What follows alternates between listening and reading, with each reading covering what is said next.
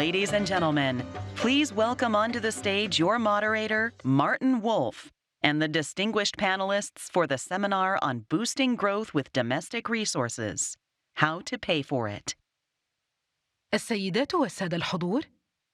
Ladies and gentlemen, please welcome our guests for today. So, good afternoon, just. I'm Martin Wolf from the Financial Times, and it's my pleasure to moderate this panel on boosting growth with domestic resources, which is a very, very timely topic. I should say that, very briefly, that this brings back quite fond memories for me because in 1971, I joined the World Bank's domestic finance division, which was entirely focused on this issue. And we were not spectacularly successful, and I hope we will now do much better. The topic is obvious and obviously immensely important. Let me just briefly introduce the very distinguished panel. To my left is Geeta Gopinath, who's first Deputy Managing Director, and before that, Professor at Harvard and an immensely distinguished economist. To her left is Mohamed Mait, who's Minister of Finance from Egypt. To his left is Chrystia Freeland, Deputy Prime Minister, Minister of Finance of Canada, and I have to say before that, a very distinguished colleague at the Financial Times, and a long-time friend of mine. That will not make me in the least biased. To her left is Christian Lindner, who's of course Minister of Finance of Germany, and to his left is Jason Furman, Professor at the Harvard, Chairman of the Council of Economic Advisors at the US. So a very large, widely diverse range of countries which probably share these challenges in different ways. So if I start with you, Geeta, what's the problem here? It's great. That's a very good place to start, and it's a real honor to join all of you on this panel. So, Martin, the problem is the following. We've had an increase in spending needs around the world. Now, if you look at the last decade before the pandemic, we had ultra-low interest rates, and many governments could issue debt cheaply, and so they wanted to spend more, didn't require raising revenues, you could rely on borrowing. We're not in that world anymore. We're in a world where interest rates are much higher. They're expected to stay higher for longer. And if you look at, for instance, the amount of revenues of governments that have to go to debt servicing, that is going up everywhere. Let me give you the example of the US. Interest payments as a share of revenues that governments collect was 8% in 2019, and is projected to go up to 14% in 2028. Now that's the US, one of the safe asset issuers. If you look at other emerging markets and low-income countries, that share goes up by a whole lot too. So it's becoming very expensive to do this. And then we have a conjuncture where you have multiple shocks that you have to provide support to your people. And then you have other structural spending needs that are going up. So we've always known that with aging populations, there's going to be more money needed for pensions, for healthcare. That was in the baseline. That is in the baseline. But if you now add up all the additional spending needs that are coming up after these last few years, one is to fund the climate transition, which is urgent and needs to be done. After Russia's invasion of Ukraine, the increase in defense spending is going up. As countries want to build resilience, they're also looking inwards. Industrial policies are going up. And for emerging and developing countries, they are even further from achieving their sustainable development goals. So even more additional spending is needed. So if I take the baseline, Martin, and if I add on top of that, what is the additional spending that's needed over and above what's in the baseline? By 2030, that's going to be $6 trillion for advanced economies, which is about 7.5% of GDP. That's a big number. And for emerging markets and developing economies, that's $3 trillion, which is about 5.5% of GDP. So the spending needs have gone up, interest rates are high. You cannot just simply rely on borrowing, which is why we're here to have a discussion about how to pay for it all. Okay, well, one very simple conclusion from these propositions is that this is a really bad time to be a finance minister, and the worst time in some ways in the many decades. So if I may turn to you, Christia, what does this mean for Canada? How much do you recognize these challenges in the way Geeta's framed them? And what is different, which comes if you're usually resource-rich country, for example, does that make a big difference in the current environment? And how does it link with your own policy ambitions, the things you want to do? Thank you, Martin, et bonjour tout le monde. Ça me fait un tellement grand plaisir d'être ici avec vous. I am very happy to be with you today and to share and to exchange with you. I think this is a main stake in Canada and everywhere. I do have to say, Martin, maybe bad times for finance ministers are great times for financial journalists. I do think, like, the issue as you defined it, as Geeta has described it, is kind of the principal economic challenge for Canada, and I suspect Christian will say, you know, for G7 countries more broadly, that we have these two realities that have some contradictory qualities. One is this is a time when we need more investment in the economy, particularly in the green transition. And at the same time, we are operating in a period of more fiscal constraint than we have had for some time. And Canada takes the fiscal side of this challenge really seriously. I note that you have 3 AAA countries seated here. But I would say the fiscal constraint is imposed with a little more severity on any country that is not the US. So certainly I think a Canadian finance minister has to really watch the fact, you know, we watch our deficits, we watch our debt, maintaining our AAA rating is the price of admission really for what we do fiscally. So how can we do it? How can we make it all work? I would say trying to do 2 principal things. The first is make sure that the government resources that we do invest are delivering bang for the buck and really growing the economy. And the best policy we have introduced of late in that space is early learning and childcare. In 2021, we introduced a national system of early learning and childcare across Canada. Prices for childcare have come down 50% already. In my province of Ontario, that's saving a family more than $8,000 per child. And by 2025, we're committed to $10 a day childcare. Why is that bang for the buck? We now have the highest women's labor force participation in history. And I know the US, which like culturally we're pretty similar to our American neighbors, you guys have high women's labor force participation. Ours is 85.7% for women in prime working years. In the US, it's 77.5%. So that's just like, it's a huge impact, helps to grow our economy, helps to resolve, you know, it is one of our answers to labor shortages. Second thing that we are really focused on is putting in place measures that we hope will, putting in place government measures that we hope will crowd in private investment, specifically but not only in the green economy. So we have a set of green industrial policy measures that are already, and we think even more in the future, will attract private capital to invest in the green economy. As Martin said, we have some geographic advantages there because we have a very clean electricity grid. Our grid is about 83% clean already.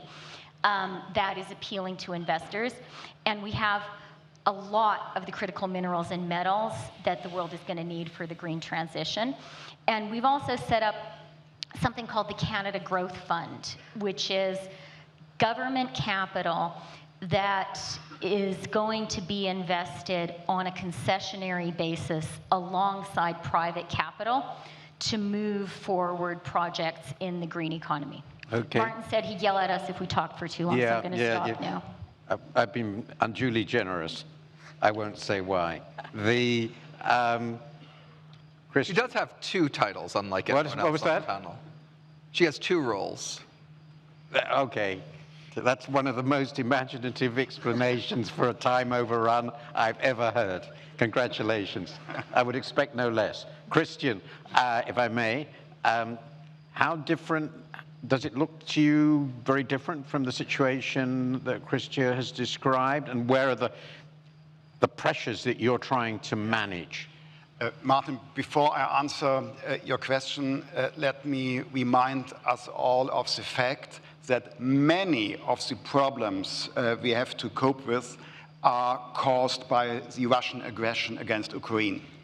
If they stopped, many problems would be improving. And so this is, I think, a fact which we mustn't forget.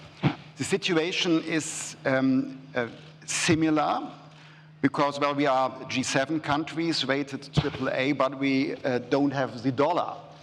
And so we have to make other considerations. In addition, Germany is part of a monetary union, the euro. And so we have to take this into account as well. Having said this, for Germany to boost growth, it is not possible to focus on the demand side. We have to fight inflation. And if we keep spending public sector money, I would counteract the monetary policy of the ECB. This is why we are returning to a moderate, restrictive fiscal policies this year. We have expected a deficit in 2023 above 4%. Now it will be below 2.5, I expect. So moderate, restrictive. Where comes the growth from? From the demand, from the supply side measures. We need structural reforms in the labor market, in the energy market. We are working to reduce red tape. And this has a double effect. On the one hand, we improve the productivity of our economy, which is crucial because of the demographics. Our society is getting older. And if we were not able to improve our productivity in the long-term perspective, there may be some problems with that sustainability. And improving the framework conditions for SMEs and industry means we can mobilize private sector investment. And this, I think, is the solution for many cases and for many economies, improving framework conditions by supply-side measures and structural reforms to mobilize private sector investment and to improve productivity and competitiveness. Thank you very, very much. Very useful and quite classically German. Let me turn to you, Mohammed. The situation in Egypt must look somewhat different from that of these AAA-rated countries. I know there are some huge challenges. So how do you see the resource mobilization, fiscal balance, debt sustainability question and challenges from your point of view? Yes, the situation in Egypt might be more difficult as a result of the continuation of 4 years, 2 years of Corona and 2 years now of high inflation and the war.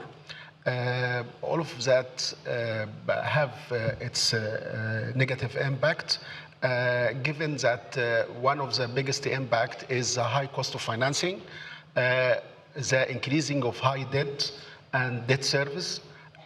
Also, how to address the negative impact of such a situation, particularly the high inflation, on the ordinary citizen in a country of Egypt with 106 million citizens plus 9 million of guests. So the inflation have a negative impact which you need to address. So you have to always come up with social protection packages in order to reduce the negative impact on the people. At the same time, you need to make investment. You need to have a growth. You need to create jobs. Otherwise, a country of 2.5 million new babies born every year with more than 1 million new graduates from the university going to the labor market looking for jobs will be a social problem. So you have to also find a solution. At the same time, you have the climate change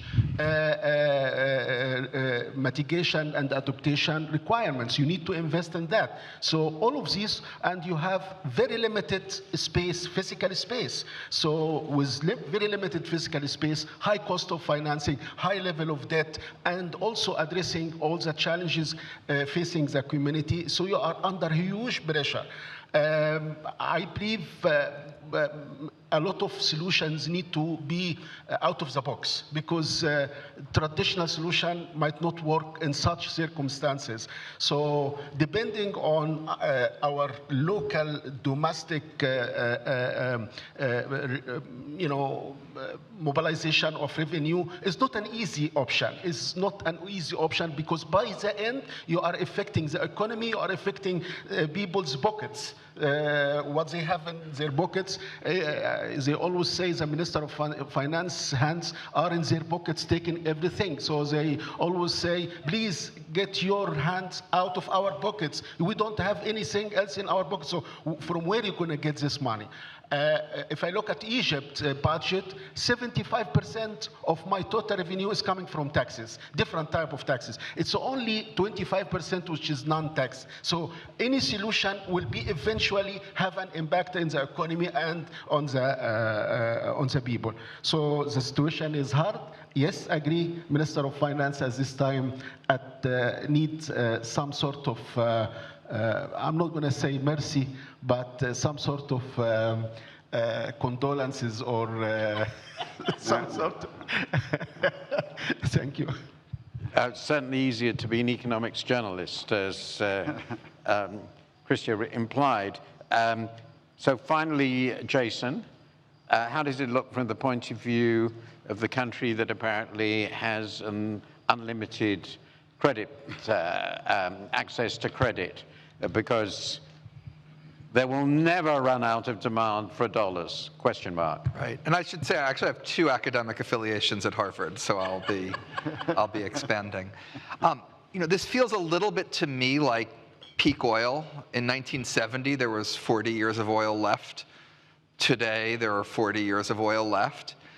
If you had asked me 20 years ago if the United States debt was 100% of GDP, our deficit was 8% of GDP, what would the world look like? I think it would be melting down.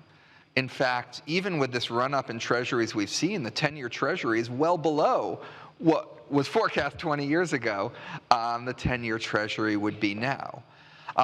I think one should take a little bit of pause about some of the scarier fiscal stories people tell around this narrative. But I don't think we should take an infinite amount of pause from it. I certainly am quite nervous right now, more nervous than I've been probably ever about our fiscal situation. Do I think we need to address it tomorrow or the day after? Probably not, and the markets don't seem to think that either. Do I do a back of the envelope and I can optimistically get myself to the growth rate will be 0.5 point above interest rates? The debt could stabilize at 150% of GDP. That means that we could afford to run a primary deficit of nearly 1% of GDP. But by the way, right now we're at 4 or 5. What's the magnitude of that fiscal adjustment? About 4 times the magnitude of what we did in 1990, 1993, and 1997 combined. And that, to my knowledge, is about the biggest fiscal consolidation that we've done, other than ending wars and the like. And so, I'm sort of torn between the not panicking over the peak oil point and the unsustainability and the dauntingness of the adjustment. I think the good way this adjustment will happen is with artificial forcing events, things like the exhaustion of the Social Security and Medicare Trust Fund. If we respond to those, that's sort of 1.5% to 2% of GDP, fiscal consolidation right there. I say artificial because it's just US government accounting. You don't need to do it if you don't want to. You can just use general revenue. The other type of forcing event would be one that Canada experienced, I think, in 1983, but you could correct me on the date, where financial markets really start to freak out, and that would be the forcing event I'd rather we not use to deal with this.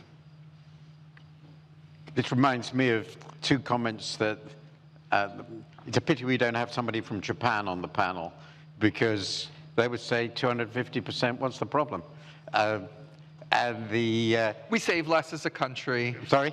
We save less than Japan does, and we're just in absolute size bigger. So I would not take an infinite amount of comfort from Japan translated to the US. Is that the average public sector debt relative to GDP of the UK over the last 300 years has been approximately 120%. So what's the problem?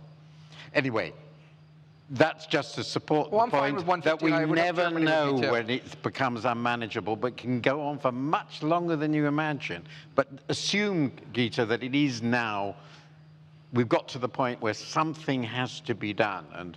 And Mohammed in particular has described very, I think, powerfully the immense pressures in countries like this. And as you know, there are many such countries, and they have obviously vastly bigger difficulties than Canada or Germany or the US.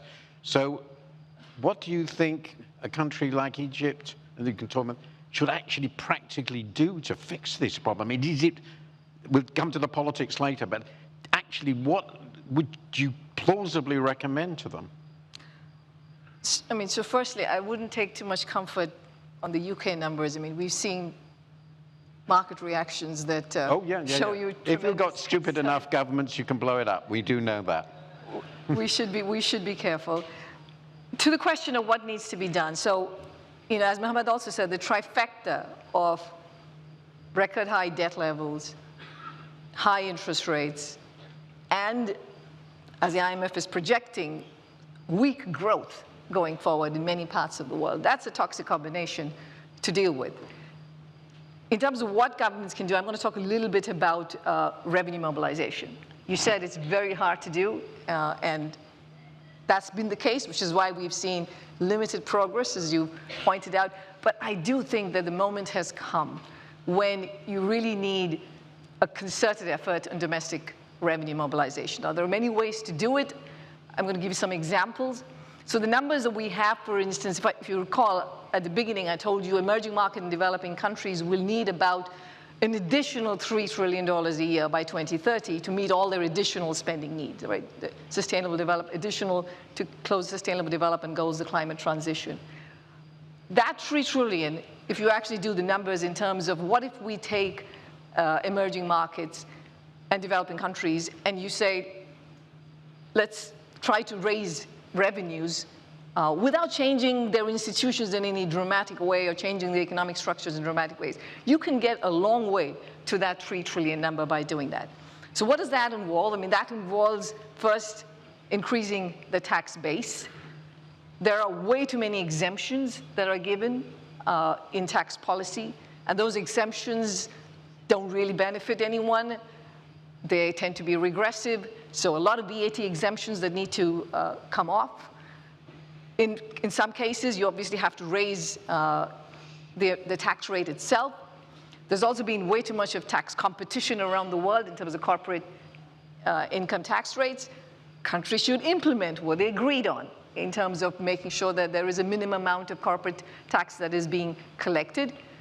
Then you have to tax wealth more effectively. Let me give you an example. If you look at the super ultra rich of the US and Canada, 50% of their income comes in the form of capital gains. And because the tax on capital income is lower than the tax on labor income, they just pay a whole lot less. That is really inefficient. That's not the right world we should be in. Third, if you're going to do any spending policies, please also think about how you can pay for it. So for instance, on the climate transition, carbon pricing, carbon taxes plays a role. And Christian can give you an example of how to do it right and still grow and still have full employment in your economy. So that's a third point. And the absolute last point is more than taxes, anything you can do, of course, structural reforms that raise productivity, and this is what the point Christian made, and if you can raise productivity, that's spending that pays for itself. Early childhood education, childcare, all of that helps pay for itself. And so prioritizing your spending so that it goes to areas that raise productivity and growth would be very effective. So, Christian, if I may, the implication is you may have to raise taxes. Do you agree? And if so, how? Just one remark on the debt sustainability issue. If you don't see progress in productivity, a change of demographics, and low growth, this has to influence the decisions you make when it comes to the public deficit. And in the case of Germany, we are part of a monetary union. I have to remind colleagues very often of, and this means we are, in a way, a stability anchor for the complete monetary union. And this is why we have to make our decisions very precisely. To the tax issue, Martin, I think we have to differ. There are certain economies in which the application of tax rules has to be improved. And probably there are some developing countries in which a higher tax burden is possible without harming the competitiveness.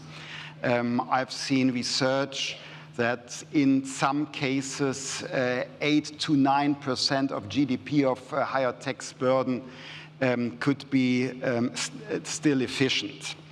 In the case of Germany, I try to avoid higher taxes. We aim for the different direction. We have too high tax burden for our SMEs and for our industry. We have no problem with tax revenues. We had a problem with making choices for priorities in the public budget. We are improving that. We have an all-time high of public sector investment due to our priorities. But we have to reduce the tax burden, and this is why I've presented some drafted laws. On the one hand, Financing the Future Act and Growth Opportunities Act, and both aim for improving the competitiveness in tax policies for German companies. So, Christian, you have quite substantial ambitions. You also, as you say, are a country which has had a shock a generation ago and pursued a very tight fiscal policy and have had very low debt by G7 standards. But you want to spend. You have your own supply side, modern supply side economics concept. So does that mean you're going to have to raise taxes? So Martin, I would just like to start by echoing where Christian began in his first answer, because I think that was really important, by talking about the illegal Russian invasion of Ukraine. We are talking about the huge challenges all of our economies face, and they're real challenges. And it's not obvious what the right policy tools are to respond to the challenges of today. But one thing that is really obvious, exactly as Christian said, is everyone's economic problems are being exacerbated by Russia's invasion of Ukraine. The energy shock, the food price shock, the geopolitical risk, all of this, and the need it's for not further complicated. investment in defense. 2% of GDP in defense now. Yeah. Yeah. And so, and this is not complicated. And, when we talk about our economic challenges, we have to put that in. So thank you, Christian, for saying it. I totally agree. On the other challenges, Martin, the only kind of things I'd like to kind of add that might be interesting to people are, to Geeta's point on a price on pollution, we do have one in Canada. It is going up $15 a year, including this year, including last year. It will go up to $170 a year.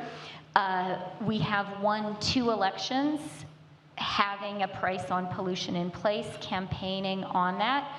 And the key is it's revenue neutral. So this is a way for us to act on climate without either spending people's money through fiscal expenditures or without taking money out of people's pockets. Canadian families are now getting more than $1,000 a year back through the price on pollution. And then just 2 other things to mention. For us, because Christian talked about the demographic challenge, and demographic challenge, labor shortages, for G7 countries, it's very much on the agenda. For us in Canada, one of our early learning and childcare is one answer. Another is being a pro-immigration country. And so we are now admitting, as immigrants to Canada, more than 1% of our population every year. And if you include permanent residents, it's more than 2%. It does mean we have to focus on getting more houses built, because that's a lot of new Canadians. But we see that as part of our own growth answer. And then just final thing I want to say that I often think about when there are meetings of smart economists like this talking about technocratic solutions. I think that Minister May made a really important point about you have to do things that work for people. And I think it's so important for us not to think that there exists some technocratic toolbox that is separate from the needs of our citizens. And certainly speaking for Canada, Canadians are feeling under a lot of pressure right now. They've been through COVID, then they've been through the supply chain shocks, then they've been through inflation, now they're facing high interest rates. And I think we need to really look at any policies we put in place through that lens of what's it going to do for a Canadian family. Okay, if I may move to you, Mohammed, and let me move to what was going to be the last segment, because we can put them together. As was just said, there's a sort of technocratic side to this. Where, from an economist's point of view, would it be most efficient to raise taxes in terms of certain properties of the tax system and demand? But the other question, of course, which is crucial, is you have to do it and, maintain the support of the people. In the end, that's true for any government. So how do you see the balance between the politics of what you have to do and the enormous needs you obviously have? With taxes, I will not get support from the people. MPs always tell me, people hate to see you in the parliament because they know that there is an additional taxes coming as long as you are in the parliament. So people will not support any increase in the taxes. I will come back to the case of Egypt, which might be similar to many emerging and developing countries. Population is a young one. 60% of the population below 30 years old. Fertility rate is high, 2.5 million young babies born every year. And also, the longevity risk is working with us. It's not aging. I'm saying the longevity risk is working with us. So it's putting a pressure at the top of the age curve of the people. At the same time, poverty is around 32%, which means that I have 35 million people at the poverty level. I have to address that. At the same time, I need to ensure that any design for the tax system is addressing the structure of the demographic, young people looking for jobs. We need to grow. They need clean water. They need social houses. They need education. They need health. So all of this has to be addressed. So from where can I raise money? I look at the case of Egypt. We inherited as a government around 150 state-owned enterprises or companies. We said, go for privatization. Go now and sell them, bring revenue. This is number one. Number two, the dividends policy. When they don't, sometimes they hesitate or to refuse to give us any dividends to the treasury. But a dividends policy. Number three, we have to ensure that tax compliance within the formal sector and big companies has to be enforced.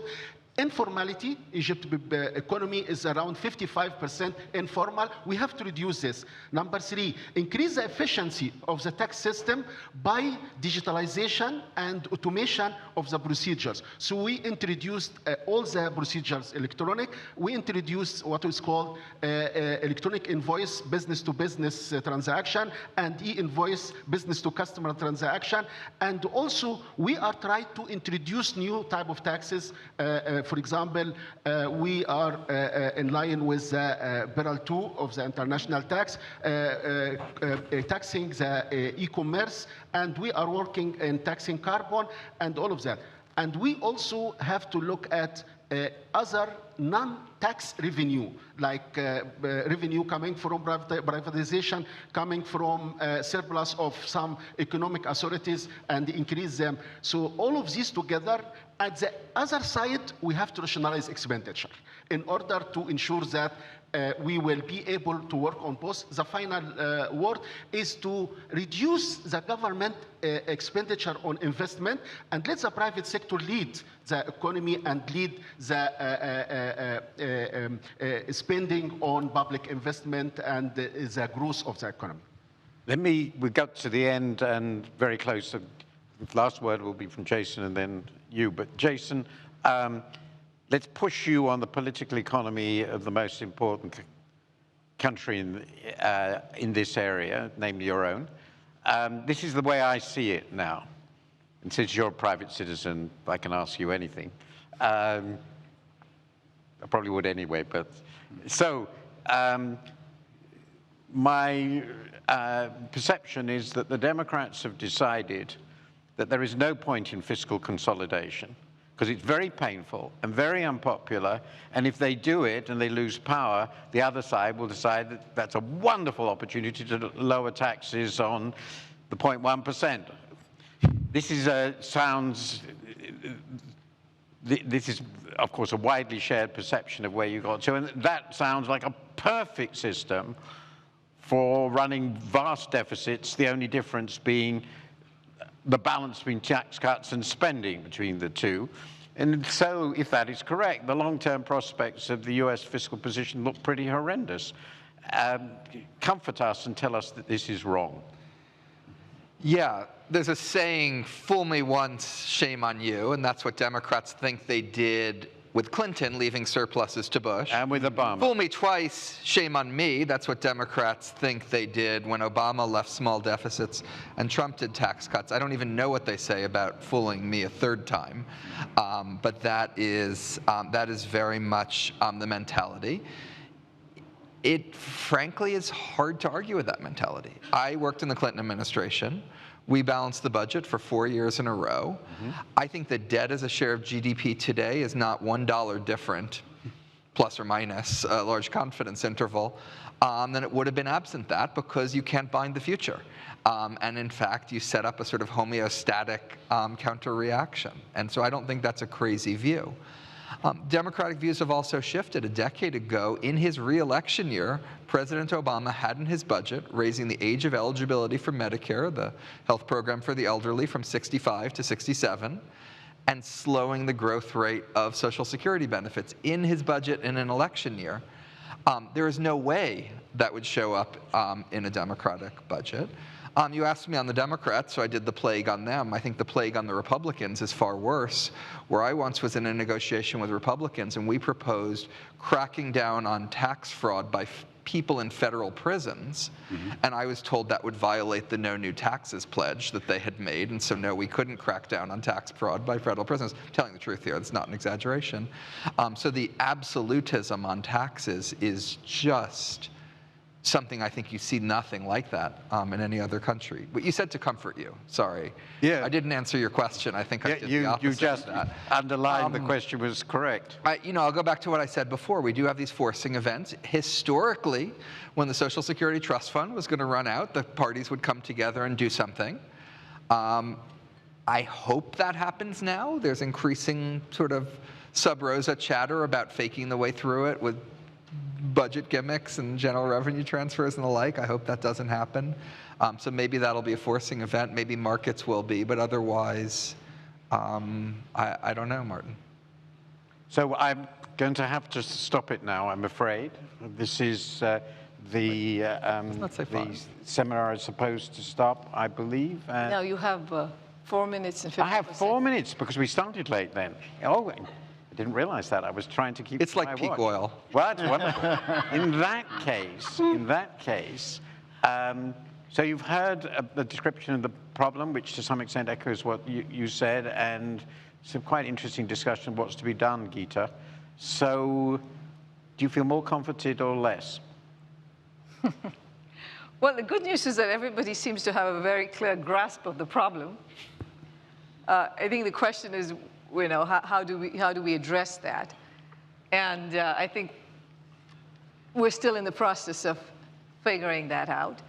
I think we should be careful. I think, when Jason says that he's beginning to worry about the size of the fiscal deficit and the debt in the US, that gets me even more worried because Jason is one of the people who, along with Larry Summers, was of the view that, well, debt servicing costs in the US are so low that you don't really need to worry about it. So I think that is a warning.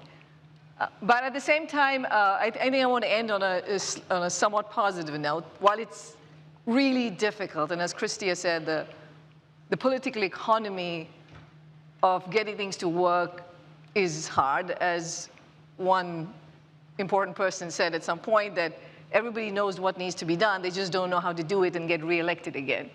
That is a big concern. But we have success cases, and since we're in Morocco, I'm going to give you an example from this country. Morocco did reforms of its fuel subsidy reforms, because prices were not tied to market, heavily subsidized, so they needed to reform that. And they succeeded in doing it. And if you want to look at what the recipe involved, it first involved a fairly gradual process. They started doing this in 2012, and they liberalized prices slowly till 2018, until it was fully liberalized. So time sequencing helps. The other thing they did was increase targeted transfers to compensate low-income households for this rising price. That helped. Having a whole of government approach helped, because all the ministries came together and worked. There was strong communication. So, the IMF does go around, and in many countries, this is an issue. Fuel subsidies is an issue, and we've given this advice to many countries, and in many countries, it doesn't work. But it did work in Morocco in terms of doing the reform. And I think we should be heartened by the fact that there is a way to get things done if you get the balance and the design right. Christia. Since you're looking for positive things, Martin, I want to say one really positive thing, which is the jobs picture in our countries.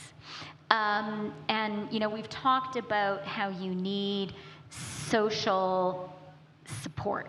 Ultimately, you need to pursue policies that people think are right for them and are delivering for them. And I really believe the single most important thing for a Canadian, what determines whether your family is okay or not, whether you can pay your mortgage or not, is, do you have a job? And right now, notwithstanding the high interest rate environment, the jobs picture is strong. And I think we shouldn't underestimate the value that has for households and the value that has for the political economy. Christian, you want to say Well, something? Gita raised the question of making the right things and being re-elected then. And of course, if one loses his or her contact to the constituency, you won't be very long in charge.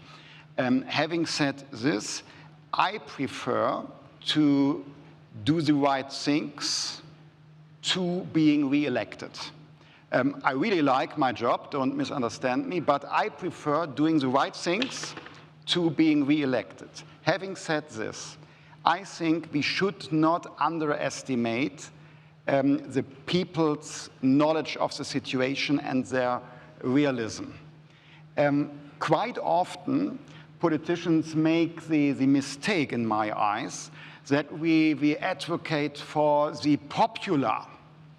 But I think the other way around could be wise, not to make always popular decisions, but to make necessary means and decisions popular by arguments, by showing leadership.